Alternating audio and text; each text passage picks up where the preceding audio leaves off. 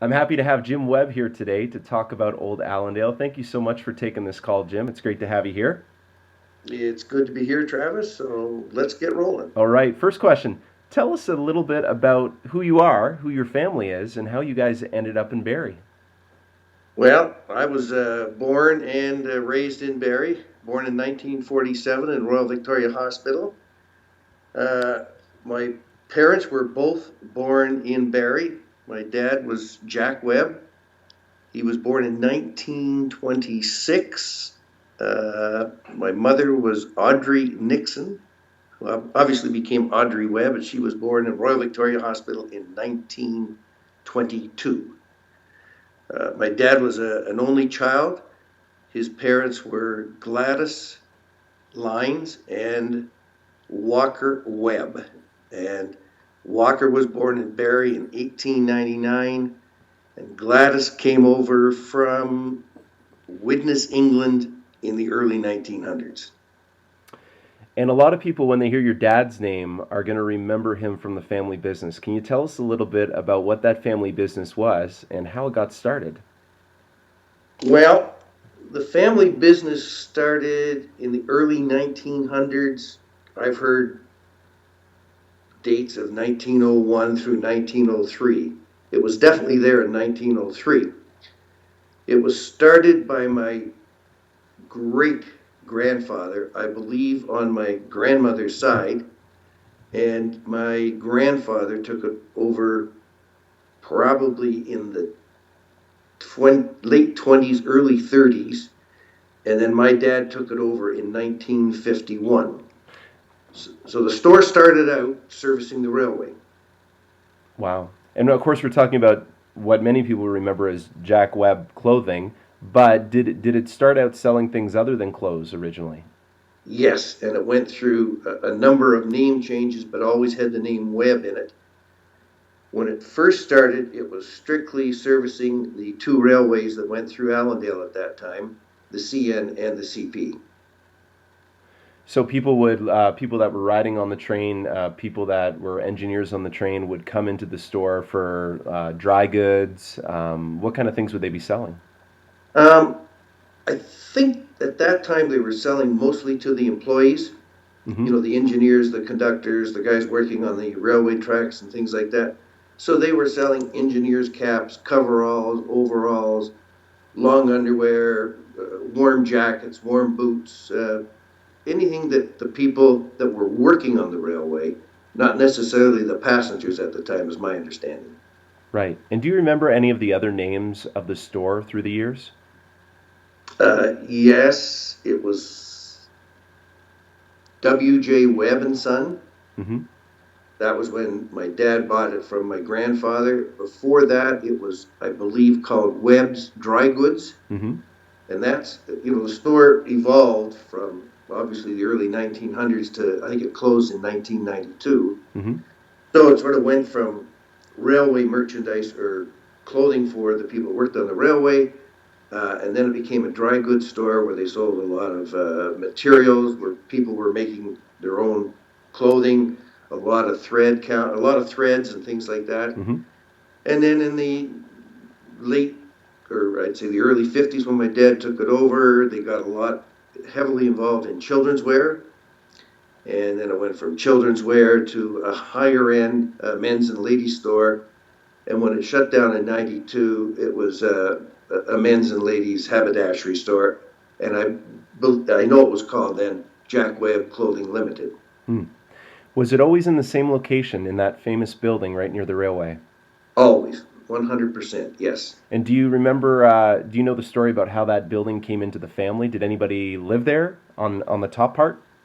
Um, I actually have the bill of sale that sold the building to my great grandfather. And I believe it's dated 1899 or 1901. I don't have it in front of me now, but I actually have the bill of sale. And it's a very complicated bill of sale, and it's all handwritten. So to suffice to say, it's a very old building. That was a very old building. That building was definitely built before the 1900s. Wow. And Yes. do you know what was in there before your great grandfather turned it into? a clothing store? No, Okay. no idea. Very cool. Well, I know a lot of people that will be watching this will definitely remember the incarnation it was when your dad owned it as a clothing store through the 60s and the 70s. Um, Tell us some of your memories growing up. Were you a part of the family business? Uh, I worked in the store several times. I Hmm. went to King Edward High School. We lived up on Holgate Street, and I did spend a bit of time actually living at the store. When my parents were first married, they lived in one of the apartments above the store, and my grandparents lived in an apartment behind the store. So not only was there a store, there were at least four apartments. Three of them were upstairs and one behind the store. And your parents owned the whole building, Yes, right? So let's move from that and let's talk a little bit about Allendale. And you mentioned being born, did you say 1947? correct. Growing up in Allendale, what were some of your favorite pastimes as a young man? You know, you had the family business there. When you think back into the cobwebs of your mind, when you think back, what were some of the things that you did that you remember enjoying growing up as a young boy in that area? Well, we spent a lot of time up behind the Huronia Drive-In. Okay. There's a bush up there. I believe it's now called Lackey's or Lecky's Yep. Bush. Lackey's Bush. Lackey's Bush, and we used to go camping in there all the time. We used to go down to a place called Whiskey Pond, which is at the one end of the bush, closer to Highway 11. And we used to raft on the pond down there. And we used to race motorcycles up in the hills behind Wow. the old St. John's Vianney School. Right. In fact, in 1955, I broke my leg skiing there, and there Wow. wasn't a house. There wasn't a house around. Yeah, now a lot of people will remember the Huronia Drive-In. It was removed before. It might have been in existence when I was very very young, but way too young to remember. I was born in 1981. But for those who may not remember, describe to us that area. What was up there? You had the Huronia movie theater, and was that about it? Just bush? Um, there were some big open fields, but there were no houses beyond Cook's farm. Okay, and where was Cook's Farm located? Right at the very top of the hill, just past the Oddfellows. Okay. So Hmm. you would obviously bike up or walk up from Holgate Street, probably up Bayview Avenue to get to Correct. Lackey's Bush and to get to that bush area. So Yep. that would probably just a stone's throw from where you are. Saturday afternoon, having fun. I can remember doing that back in the back 40 of where I grew up. Hmm. What are some other areas of Allendale that you remember when you think of stuff that you would have done as a kid coming out of? You mentioned you went to King Edward Public School. What other memories do you have? Maybe walking around Essa Road, Bradford Street, Gowan Street. Were there any particular stores, candy shops, places that you would frequent as a young child? Well, I think everybody in our age group went to Addie's store Yep. on Essa Road. Um, I think I'd go in there and spend 4 or 5 cents just about every day. Uh, we did spend some time on Gowan Street, the corner of Gowan and Cumberland. We Hmm. lived there for a while. I believe it's a law firm now. William and Gowan is where the chiropractic office was. That was what we talked about before Right. at the bottom of William. And Yeah. we actually, my dad and my uncle owned that building at one time.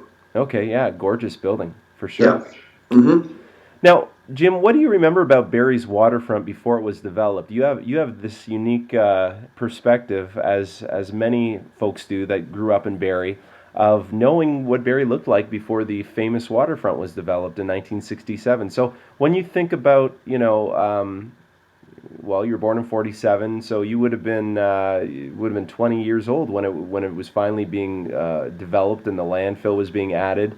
What did it look like before, with the water coming right up to the tracks, and people talked to me about going out on Tiffin Street, and the end of Tiffin Street used to be a dock that people used to swim out of. What do you remember about Yes. that? What do you remember about that whole area and what it looked Well, like? I spent a lot of time fishing off the dock at the end of Tiffin Street. Um, Part of it blew away in the early 50s, but the main part of the dock stayed there, and we fished there probably 5 days a week. When we walked to Barrie, we never went on Bradford Street. We always walked down the tracks, and they were probably 15, 20 feet above the water, and they were all on cinder. They were cinder below the tracks, and Mm-hmm. we used to skip rocks and go down and actually fish just down from the tracks all the way to Barrie. Wow, so the tracks were actually elevated, and you could walk down. And was it marshy along that area, or was it just the water would just started right there beside the No, tracks? no, there was heavy rocks Okay, that supported the cinder. gotcha. I think they laid down the big rocks, then the cinder, then the ties, and then the tracks. But we always walked to Barrie. When we were going to the movies, we'd always take the tracks because it was shorter and Yeah, we felt safer. yeah. A lot of people remember that. And you mentioned part of the dock at the end of Tiffin Street blowing away in the late '50s. Was that caused by a storm, from your recollection? Yes, yeah, Okay, big storm. I don't remember any other details. right. Now, did you ever walk the opposite way towards Tollendale? Yes, we would go out to Manette's Point, Okay, and actually, my grandparents, when they owned the store, excuse me, lived in Manette's Point. Excuse me, lived in Manette's Point in the summer, okay, and they would walk to the store every morning to open it up, and then walk home at the end of the day. very And they nice. would they would use the tracks to get back and forth between the store and Manette's Point. Now, when you would walk the tracks in that direction, would you have to walk through the utility shed with the big turnstile that used to turn the locomotives that was there? Or would you walk around that? Or what is your recollection of that? Would you walk behind it? We would walk on the water side of it, Okay. um, and then I guess at the end there was probably a trail. That's a long time ago. Most of my walking went to Barrie, not to Manette's Point. It was my grandparents that walked from Manette's Point to Barrie all the time. Sure, for sure. So, Hmm. sorry, go on. No, I was. Okay, I was going to ask you, do you remember when they were developing Centennial Park and adding the fill, and what do you recall about that whole project? I left Barrie in 1971. Okay, so they would have built it in '67, so you probably would have had your mind on other things, probably chasing girls around town than worrying about what was being developed at the Exactly. I, waterfront. you know, I left. Actually, I probably left Barrie in '67. I went to Europe for a year, and then I spent 3 years in Toronto at Ryerson. Okay, very good, very good. Do you have any recollection? There's a bridge that people often remember at the end of what is now called Foster Drive that attached to Tollendale Road called Thunder Bridge over in the Tollendale area. Do you remember that bridge at all? We used to go over it all the time. It was a favorite. Okay, what do you remember about it? And what made it a favorite? Oh, it was just great thunder when you went over it. Yeah. Well, yeah, in our group, we searched for a picture of that for many, many, many, many years, and someone finally was able to find one. Today, well, for many years, that's been a dead end. I actually grew up in that neighborhood, and ever Right. since I've been living, and even before that, they dead ended it once the bridge went out of commission, because I think what they ended up doing is they ended up extending Tollendale Road and connecting it to Minette's Point Road, and it kind of put the bridge out of use, and they never replaced it. But like you, many people remember going over that bridge and apparently being able to hear that sound from miles away because it was so loud. It was loud, and we used to go over there on our bikes all the time on the way to the government dock in Allendale. Yeah, a lot of people remember that as well, Yeah. for sure. Hmm. And how would you access that? Would you come all the way to Highway 11 and go down that street and cross the bridge, or would you? How? I guess that would be the only way you could get to it. Yes. Yeah. Okay. Now, some other people remember what they recall as an often flooded baseball field where Brock Street terminated at Bradford Street. Do you have any recollection of that? No, none. And I looked at the map. There was a park at the corner of Brock and Innisfil. That's right, but unfortunately, when the sewer plant was extended and kind of overtook all of what used to be on Bradford Street, it eventually took over this area that I'm talking about now. I do have pictures. I'll have to look them up and send you one. But Brock Street used to extend just a little bit on the other side, on the south side of Bradford Street, and kind of go down. There were no houses, but it just kind of terminated there into a dead end. And Right. there's a handful of people, Jack Gardner being one of them, that remember the city put a baseball diamond down there, and there was a shed, and but apparently it flooded often and wasn't people weren't able to use it often. Right. No, I don't remember that at all. In fact, I went and looked it up on the map, and no, there was car dealerships all along there, but Yes, no yep. baseball field. What businesses do you remember in the Allendale area that you and your family frequented and that you maybe aside from Addie's candy store, which by the way I remember as well because I grew up on Cumberland. Okay. There was a motel just down the road on Bradford Street, and right across from it was a restaurant. Heronia's, yeah, Heronia's Steakhouse. Aronia. Okay. We used to have our staff Christmas party from the store at the Huronia restaurant, Okay, and it was owned by a family called the Scrutons. okay, Okay. And my dad and myself used to go over to Whitty's drugstore when they had the soda fountain there, okay. And and where was Whitty's drugstore? right on the corner of. You're going to show me a picture of it. It's in one of your pictures, right on the corner of Tiffin and Essa? Tiffin and Essa, Yep. opposite Bogardus's pool hall. Okay. Yeah. And there's a sign there that says, or used to say, Whitty's Drugstore. Mm-hmm. And they used to sell milkshakes and soda fountains. It was a great store. And we used to shop at Norman's hardware store. We bought our appliances there, and Ed Norman and my dad were good friends. And Ed Norman and my grandfather were very good friends. And there's a restaurant, I don't know what the name of it anymore, where the old Allendale men's YMCA was. Okay, yeah. Well, for years it was the Crazy Fox, Right. and then it became something called the Farmhouse, and what it is today I actually don't know. Okay. Well, I can tell you a story about the Allendale men's YMCA. Sure. That property was owned by the Webbs. Oh, okay.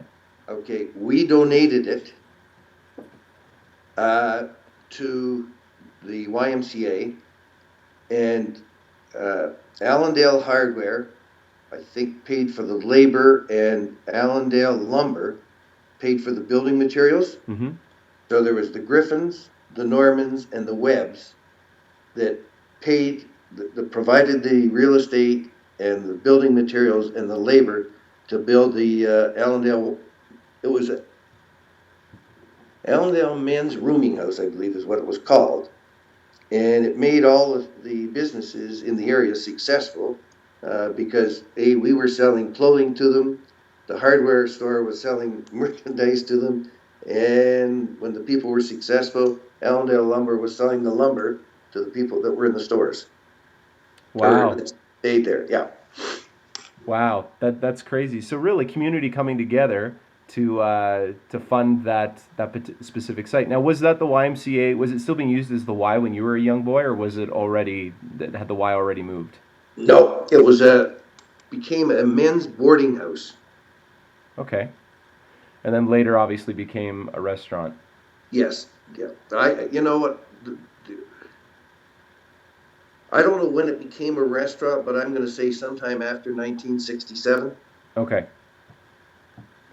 What were some of the most significant changes that you remembered happening in Barrie while you lived there?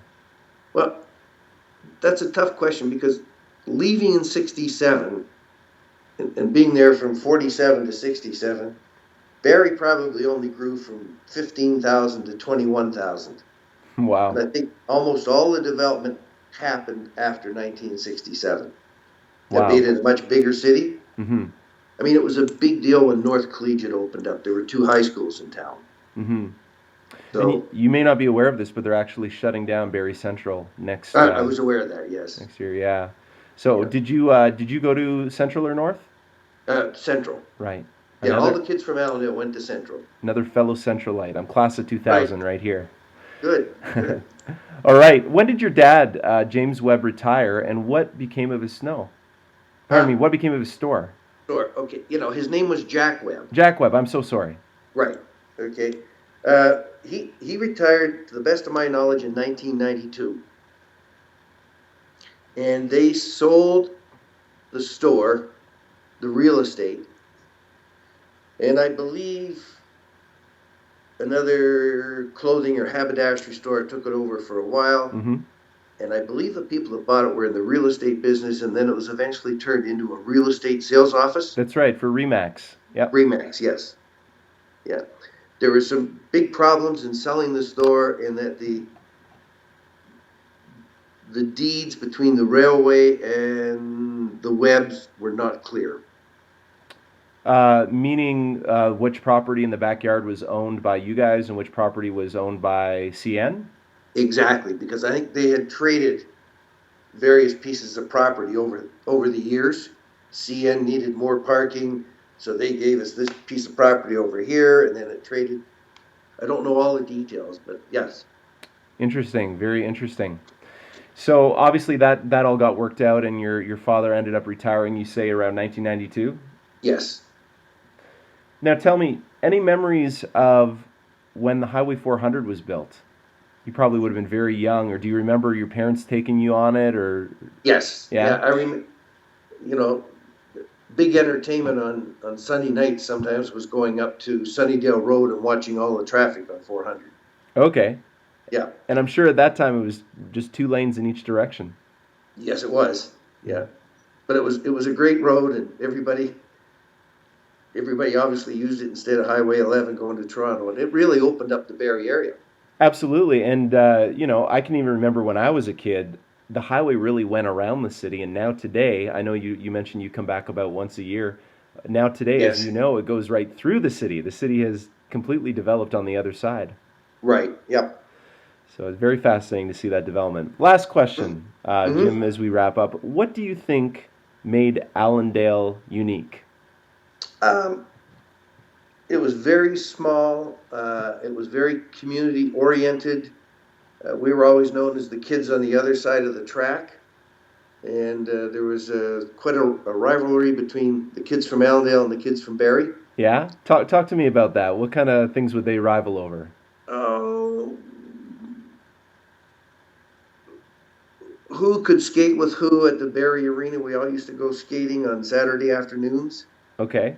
So the guys from Allendale would be stealing the Barrie girls, and the guys from Barrie would be stealing the Allendale girls. And of course, the Allendale girls were better looking. Well, sometimes.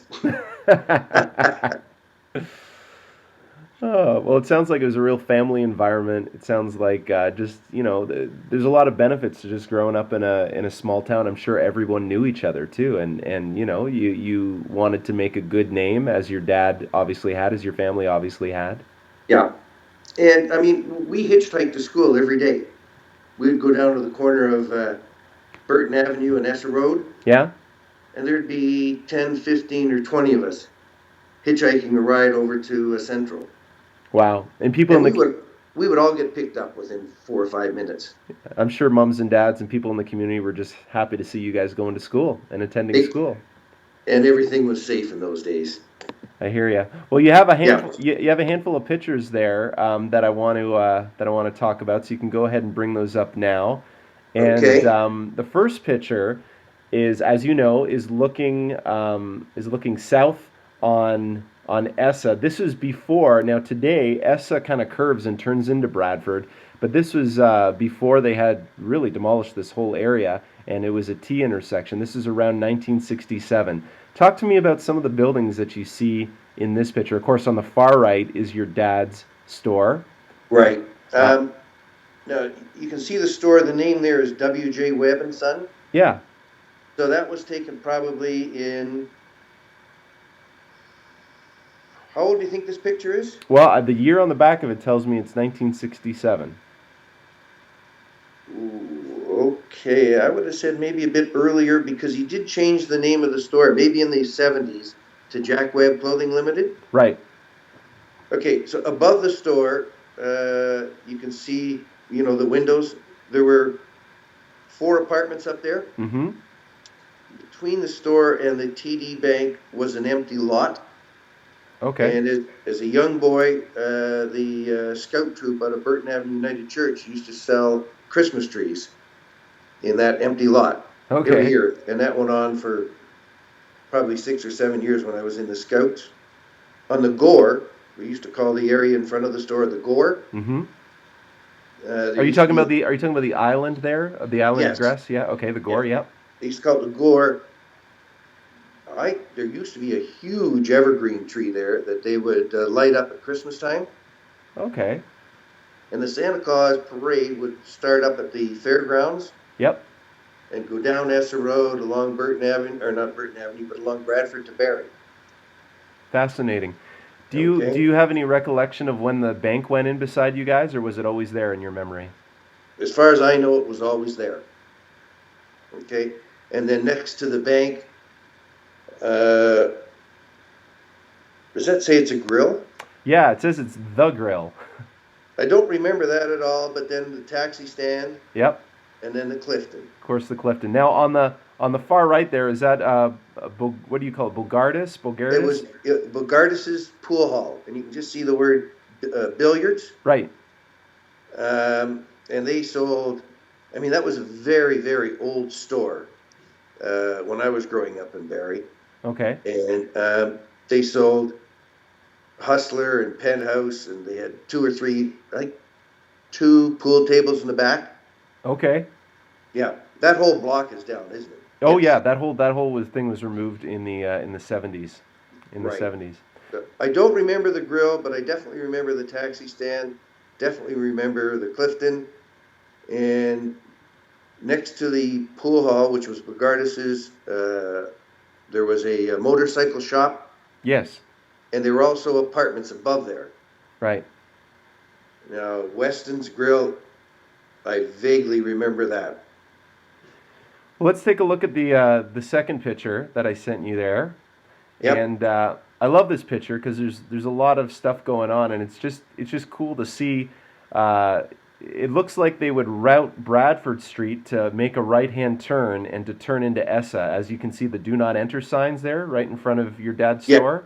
In yep, fact, there's two of them. There's one on the stand on the right side, and then if you look up on the electrical pole, there's yep. another one to say "Do Not Enter." So apparently, they don't want people coming down that way. That was a one-way area. So It was, where would yep. people obviously they could come around, they could come down Tiffin, hang a left, and park in front of your store. But if they where else would they park? Because obviously you would have more than parking for two cars at a time. Was there parking around the side? Yeah, there was parking, down towards the train tracks, and there was parking.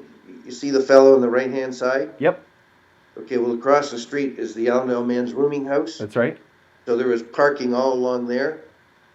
Uh, and there was parking, I believe, on both sides of the street where you see that in front of our store, Mm-hmm. and probably room for 8 or 9 cars down the right-hand side of the store Mm-hmm. on that would have been Tiffin Street. Yep. And I suspect some of our customers parked in the railway parking lot there. Right, for sure.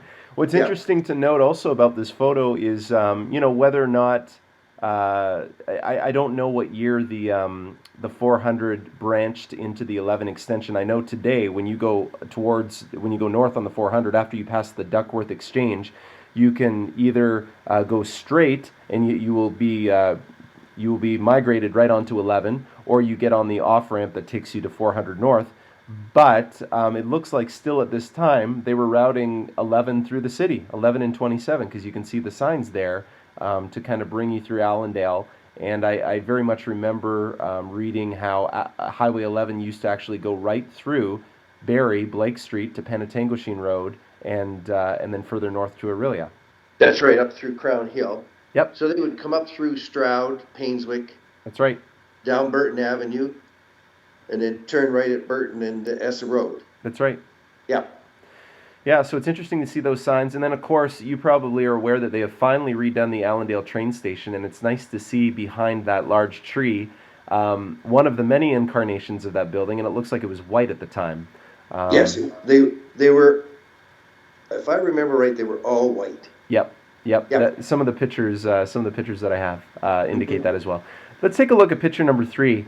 Now, Okay, Travis, let me just go back. You sure. see the first building in the of the train station? Yes. That was the shipping and receiving. Okay. So that's where they handled all the freight. Very Further cool. down the tracks is where they sold the tickets and the passengers sat. Very cool. And And there, there was a restaurant in there, or a coffee shop. okay. Do you remember what it was called or what it was about? No, just vaguely remembered as we're talking. Very cool. And how Yeah. many sets of tracks were in front of that train station? Were it two sets of tracks? Obviously, there were tons of sets of tracks in the railway yard and Yeah. where the South Shore Center is now. You know, going to Barrie, at least from Tiffin Street over to downtown Barrie, Yeah. it was just one set of tracks, Okay.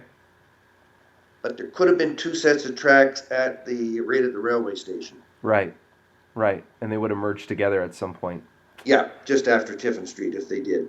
Where did I was always curious to know because the tracks were removed probably about 10 or 15 years ago, and I wasn't. But if you kept on those tracks going north around the lake, where did those tracks eventually go to? Like they go Aurelia. Aurelia. Okay, so they go along Shanty Bay all the way up to Aurelia. Yeah. Fascinating. Okay, let's look at picture number 3 together. And Mhm. sadly, if you look at picture number 3, with the exception of the far background where the Crazy Fox and the YMCA were, Yes. every other aspect of this picture has been demolished. Right. It's absolutely gone. And Yeah. most people growing up in Barrie, if you said that this is Bradford Street looking towards the train station, they would say, "Really?" Because Hmm. everything on the left is now the water treatment plant.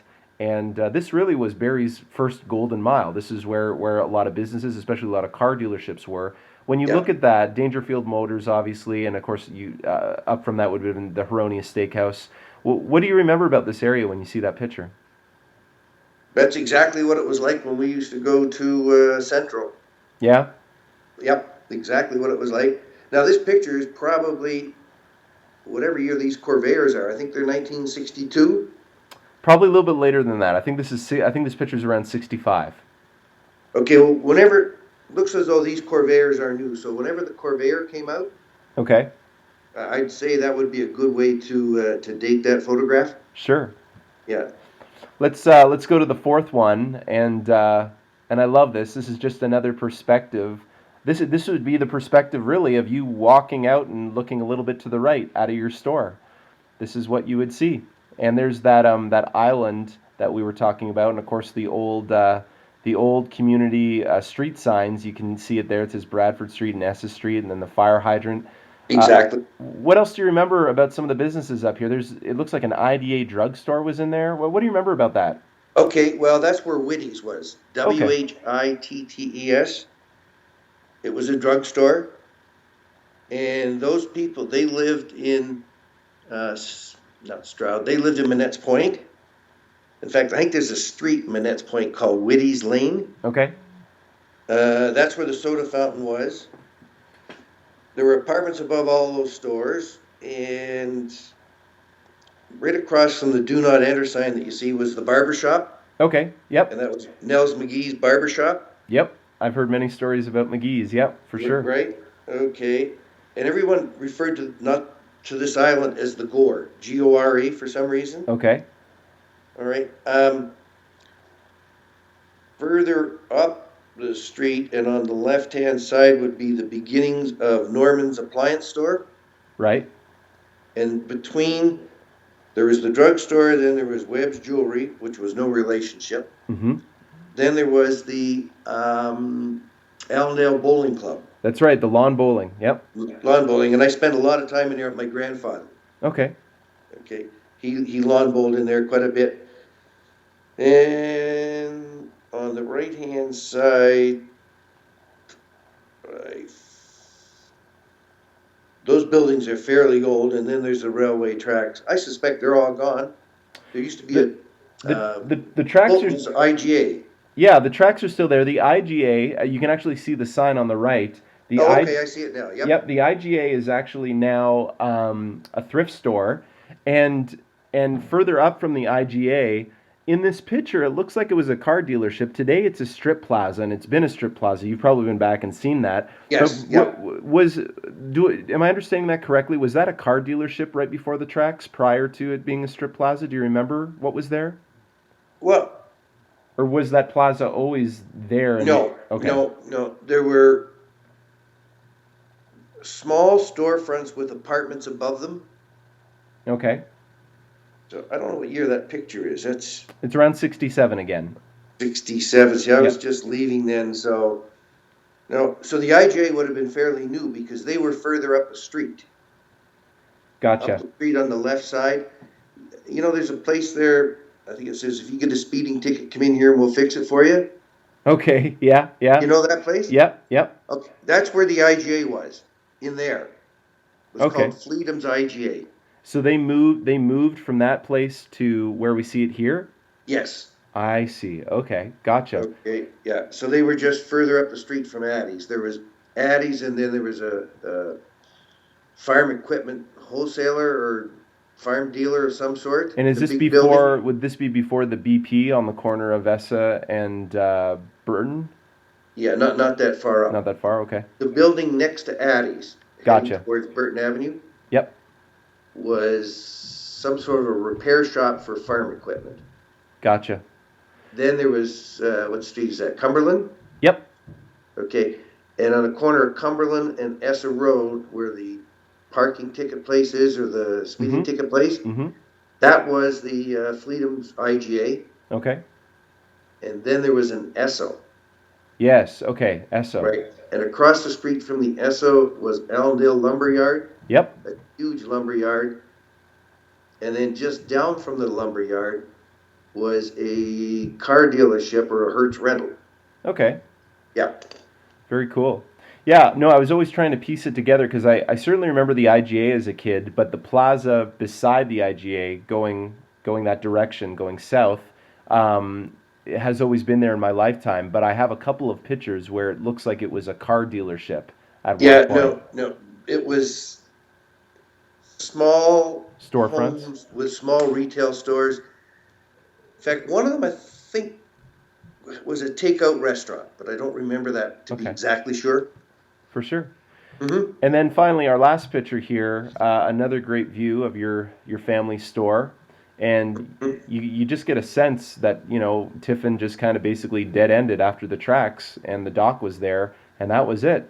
It was prior Yes. to all that development, and Mm-hmm. also a really nice shot of Allendale Drugs, IDA Drugs, on the corner there, Right. Witties, if you will. In another picture that's on Facebook, there's a real good sign that says it's Whitty's Drugstore. Okay. Okay. And you see the bush right below the sign on the barber shop? Yes. Yeah, I see that. Okay. Yep. That bush was part of the dock. It was a dirt dock Okay. When that you went. say dirt dock, like it was a dirt road that went to the dock? Yes. Okay. Well, it was actually part of it. There was rocks on the side, and Okay. then filled it in. So you drive it out to where the wooden dock would be, Gotcha. and it was the wooden dock that blew away in the storm. Okay. Okay, so there was all sorts of trees growing along the side of the road that protruded out to the actual dock. Ah, that makes sense. We always considered it part of the dock. Were there any proper roads that went south towards Tollendale, or were there just walking paths? Because I have seen pictures in the 70s and 80s where it looks like if you wanted to, you could have driven a car back in that area. It would have been a little bit rough, I but wasn't there. I wouldn't have yeah. been there to know about that. So, but all you remember is walking on the tracks, not necessarily walking on Yes, paths. Okay. right, yeah. And then the closer we got to Manette's, I believe we had to go down by the water. Okay. That makes Okay. sense. Yeah, Now, and do you, you can see all the parking there for the store now on the left side of that photo. yes, yeah, I do see that where that tree is. And Yeah. do you have any memories of the where they used to stack the coal out towards Minette's? Apparently, there used to be on the other side of what is Minette's Point Road. There used to be a huge area where they used to stack coal for the locomotives. No, no. I've been in the ice house before. Okay. There was a huge ice house right beside the roundhouse. And what was the purpose of the ice house for? Well, we didn't. Everybody had ice in their fridges to keep them cold. Okay. So they used to cut the ice out of Kempenfelt Bay Uh-huh. and pull it up the ice house. And the ice house it was huge. And they put these big blocks of ice in the ice house, and then they throw not sod, but sawdust over them. Right. So I mean, the ice house was as big, if not bigger, than the roundhouse. Wow. And then CN used that ice on their trains a lot.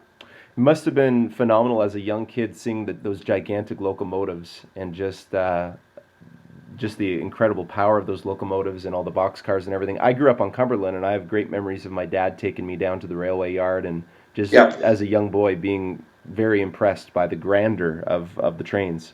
Yeah, no, they were huge, and in fact, they stored a whole bunch of them out there for a number of years Yeah. between Barrie and Tallendale. Hmm.